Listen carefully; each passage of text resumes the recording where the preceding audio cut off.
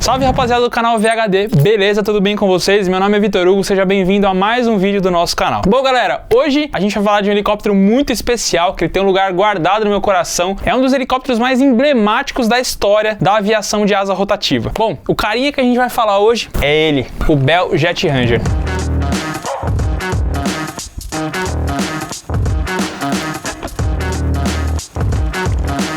Esse é um novo quadro que eu tô tentando emplacar aqui no canal, tá? Se você gostar, cara, dá um likezinho, se inscreve no nosso canal também e deixa aqui nos comentários qual helicóptero você gostaria que eu contasse a história pra vocês. Ou até mesmo de alguma fabricante, né? Teve algumas que já faliram, outras que ainda estão aí muito grandes no mercado. Deixa aqui embaixo que vai ser muito legal. Bom, galera, hoje eu vou contar a história completa desse carinha aqui pra vocês e eu tenho certeza absoluta que você nem imagina o quanto é legal a história desse helicóptero. A história do Bell Jet Ranger começa em meados de 1960, quando o exército americano pediu para todas as fabricantes de helicóptero, né, eles gostariam de fazer uma licitação para uma compra de vários helicópteros que eles chamavam de LOH, ou para traduzir aqui para vocês seria Light Operation Helicopter, ou seja, operação de helicópteros leves, tá? Que ela consistia em algumas das coisas que eles pediam era que levassem 4 passageiros mais o piloto e que fosse um helicóptero de fácil manutenção, barato e que tivesse o overhaul de no mínimo 1.200 horas para frente. Ele tinha também que ter uma autonomia de 3 horas, tá? Ele tinha que carregar uma carga útil de 180 quilos ou 400 libras, que tivesse uma velocidade de cruzeiro em torno de 100, 110 nós e que fosse muito confiável. Beleza, Vitor, mas o que é um LOH? Um Light Operation Helicopter. É o helicóptero que vai fazer a observação de alguns lugares, aquisição de alvo, reconhecimento, comboio e tarefas de controle de comando. Basicamente, aqui para falar para vocês o que esse helicóptero fazia, era ele que ia na frente de todo mundo para ver exatamente onde o inimigo estava e lançar uma granada de fumaça, alguma coisa para identificar que ali embaixo tinha uma tropa do exército inimigo e os caras que estavam vindo atrás, os gigantão lá, com os mísseis, com os bombardeiros, tudo, ia lá bombardear onde estava o exército inimigo ali, onde eles precisavam atacar. I don't see him back there. I think we lost him. Bom, o pedido inicial do exército americano era de 3.600 unidades desse helicóptero, era muito helicóptero. Então, as companhias que faziam helicóptero na época, a Hiller, a Bell e várias outras, cresceram o olho absurdamente em cima daquilo, porque, cara, era um contrato muito grande, era multimilionário. Nessa época, os helicópteros custavam pouco, e eu não tenho os dados aqui oficiais desse valor, mas, cara, era muito pouco. Era coisa de, tipo, custar mais ou menos uns 30, 35 mil dólares naquela época, um helicóptero pronto, obviamente sem o motor, tá? Justamente o motor é o mais caro de tudo. Tinha um ponto muito importante, tá? Que o exército americano pediu. Todos os helicópteros que entrariam na licitação teriam que obrigatoriamente usar o motor Allison T63, tá? Que motor é esse? É basicamente o motor Rolls-Royce que a gente tem na linha da C250, tá? Que é a turbina antiga do Jet Ranger, depois passou para C300. A gente tem o R66 também, que tem a RR300. Alguns chamam de C20, C30, enfim, era mais ou menos dessa linha aí, lá naquela época, em 1960. Essa época ficou marcada pela Guerra do Vietnã, que começou ali em meados de 1955 e foi terminar lá para lá dos anos 70, lá para frente. E nessa época, os Estados Unidos estavam comprando muito helicóptero para colocar na guerra, porque era uma ferramenta muito importante para combater um exército inimigo em terras que você desconhecia, você não sabia muito bem como era aquilo ali. Até tinha mapa e tudo, mas obviamente o exército que estava lá, que era o tal dos Vietcongs, obviamente conhecia muito melhor o terreno deles do que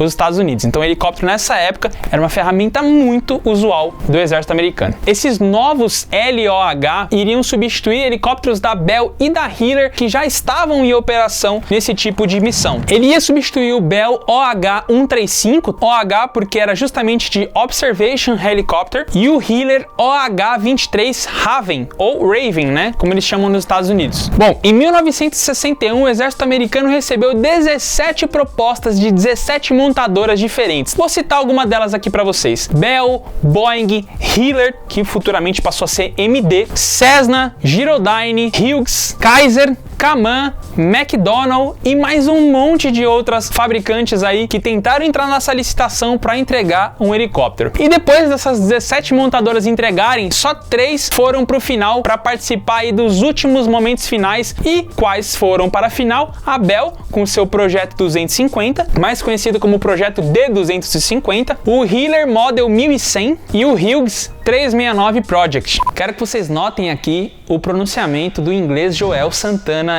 é um patrocínio do inglês Joel Santana, beleza? Bom, galera, no dia 19 de maio de 1961, que é o meu aniversário, só que eu não tinha nascido ainda, obviamente, a Bell assinou o contrato para produzir 5 protótipos no valor de 5,8 milhões de dólares na época, o que era muito dinheiro, tipo, era muito dinheiro na época. E depois, em março de 1965, pra você ver quanto tempo demora para projetar um helicóptero, isso porque era na época que eles precisavam desse helicóptero para ontem, por causa da guerra. E o vencedor, como vocês podem imaginar, foi o Hughes OH-6, aquele famoso helicópterozinho, bolhudinho, com estabilizador de trás meio em V, assim, tá aí na tela aí pra vocês verem aí. Ele ganhou porque ele tinha um rotor muito pequeno, ele era muito manobrável, tá? Ele levava piloto mais 3 passageiros. Ele ganhou basicamente porque ele era mais ágil do que o projeto da Bell, que era BIPA, que era o caso do D250, que futuramente passou a ser Jet Ranger. E aí aconteceu uma coisa muito engraçada. Os executivos da Bell produziram aqueles protótipos, gostaram muito do projeto final que ficou, mas não emplacou pro exército americano. E eles olharam no pátio deles e pensaram assim: o que a gente vai fazer com esse monte de helicóptero no nosso pátio, já que o exército americano não vai comprar mais, ele comprou o do nosso concorrente. E aí, um executivo lá com uma brilhante ideia pensou assim: nós vamos vender esses helicópteros para as pessoas civis. Aí os caras lá dentro falaram: você tá ficando louco da cabeça? A gente vai vender isso para quem? Quem que vai comprar um negócio desse? Foi aí que entra a camiseta do VHD.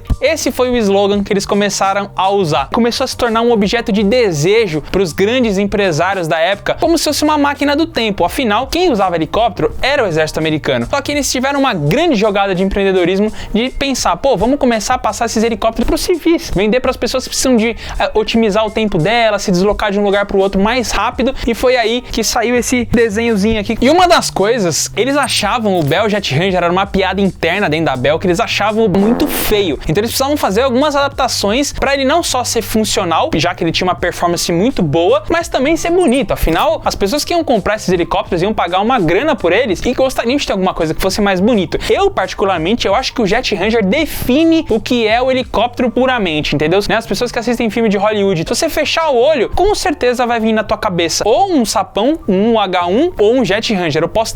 Eu tenho certeza absoluta, se você fechar o olho, você vai imaginar um Bell Jet Ranger.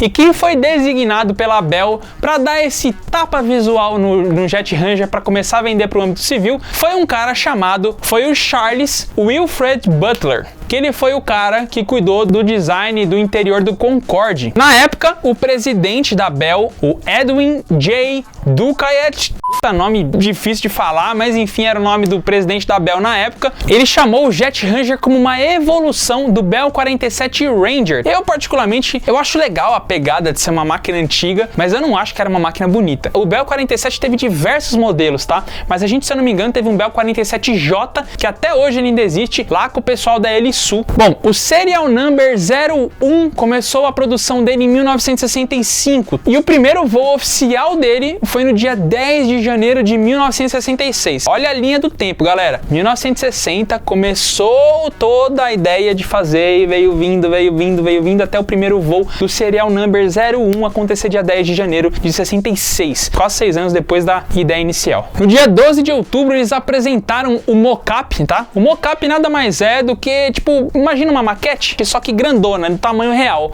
É isso que é um mocap. Eles apresentaram numa feira chamada, agora vem a cola, National Business Aircraft Association, e aí eles começaram a aceitar as encomendas das pessoas que gostariam de ter essa máquina. É basicamente como funciona hoje também. Você vai numa feira, gostou da máquina, eu quero uma dessa. Vamos lá, assina um monte de papelada e aí eles separam um lugar para você. Bom, eles fizeram mais 2 protótipos, o Serial Number, que a gente chama de Sierra, né? O Sierra November ou o Serial Number 02 e 03, eles receberam a certificação da FAA no dia 20 de outubro de 66. O que é a certificação da FAA? Aqui no Brasil a gente tem o nosso órgão que é a ANAC, nos Estados Unidos eles têm o órgão deles que é a FAA, e a FAA faz um estudo sobre várias coisas que eles pedem lá no padrão, que a máquina tem que ter todas aquelas exigências, aquele número de horas de voo e tudo mais, até ele receber a certificação. E isso de lá pra cá veio mudando cada vez mais exigente, tá? Então na época era um pouco mais tranquilo, então por isso que eles conseguiam fazer essas coisas tão rápido como eles faziam.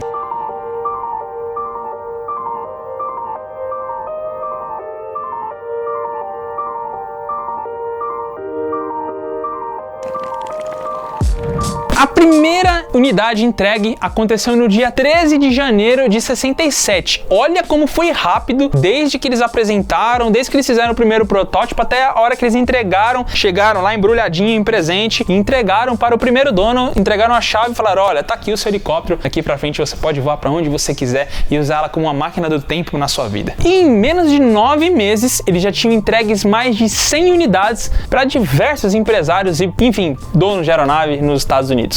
E depois, se já não tivesse sido uma saída de gênio mais do que a gente estava acostumado a ser, no âmbito de ter passado da área militar para a área civil, o exército americano começou a ter um probleminha com o Hughes, né, com o OH-6, e aí a Bell entrou de novo e ganhou a licitação para produzir 2.200 para produzir mais 2.200 unidades para o exército americano do famoso Bell Jet Ranger. No ramo militar ele tinha um nome um pouco diferente. Daí para frente ele começou a ser chamado de Bell 206 Jet Ranger, e aí ele ganhou no ano de 1968 essa concorrência por mais 2.200 unidades. Só para vocês terem uma ideia, para essas 2.200 unidades, a Bell botou no bolso dela quase 123 milhões de dólares nessa negociação, né? Eu até quase caí aqui de tanto dinheiro. Galera, importante dizer para vocês é que 123 milhões nos dias de hoje é muito dinheiro, mas 123 milhões de dólares em 1968 era muito dinheiro. E como eu disse para vocês, o helicóptero no meio militar ele sempre tem um nome diferente, e nesse caso do Bell 206 Jet Ranger, ele foi chamado no meio militar de OH-58 Kiowa, em homenagem a uma tribo de índios americanos. E lembrando, por que OH? Observation, Helicopter, número da série, do teste, enfim, o número a gente nunca vai saber o porquê, mas provavelmente fizeram 58 versões até chegar no momento. Isso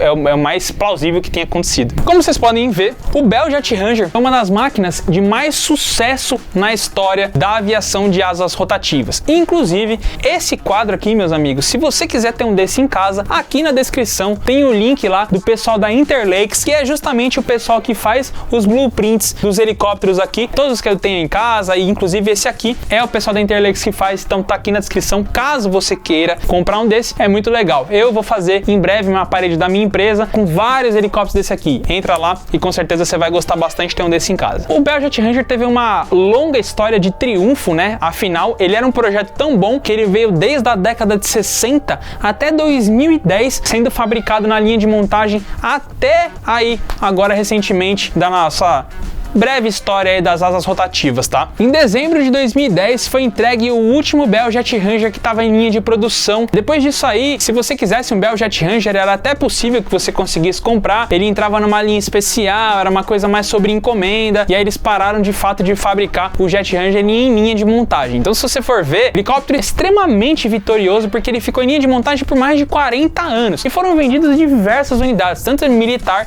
quanto civil. Inclusive aqui no Brasil, o Bell Jet Ranger tem várias histórias de triunfo, como exatamente dessa cor aqui, do pessoal da Audi Helicópteros, ajudou no resgate de pessoas que teve no edifício Andraus, que aconteceu no dia 24 de fevereiro de 1972. Foi feito vários resgates de pessoas com diversos helicópteros no topo do edifício Andraus, que estava pegando fogo, e inclusive essa é a data que a gente celebra o dia do piloto de helicóptero, justamente por conta desses bravos pilotos que fizeram isso na época. E dentre essa história toda, o Jet Ranger tem diversas histórias. Inclusive, se vocês quiserem, eu pego um vídeo e conto só histórias das coisas mais loucas que o Bell Jet Ranger já fez, tá? Mas pra gente não estender muito esse vídeo aí, eu vou deixar isso pra um outro episódio. Bom, nessa história vitoriosa do Bell Jet Ranger, foram produzidos mais de 8.400 unidades do helicóptero e um total de 37 milhões de horas voadas só nesse conjunto do Bell Jet Ranger. Mais de 37 milhões de horas de voos voadas em conjunto, né? Pegando todos os Bell Jet Ranger do mundo e o quanto eles voaram, sendo que o mais voado de todos, né, que eles têm ali o balanço feito, voou 38 mil horas de voo, velho, é muita hora de voo. Eu posso dizer pra vocês, eu tenho aqui razoáveis horas de voo ali, eu digo que 38 mil horas é no mínimo 15 vezes mais horas de voo do que eu tenho. Bom, rapaziada, essa foi a história do Bell Jet Ranger, eu espero que vocês tenham gostado desse episódio. Eu mostrei aqui diversas fotos que aconteceram durante esse projeto aqui, vários vídeos pra vocês aqui, foi muito rico em informação, por isso vale demais o teu like e também se inscreve no nosso canal e ativa os sininhos também. E não esquece de deixar aqui nos comentários todos os helicópteros que você quer saber da história mais aprofundada ou até mesmo das fabricantes, tá? Tamo junto, muito obrigado, espero que vocês tenham gostado. Valeu!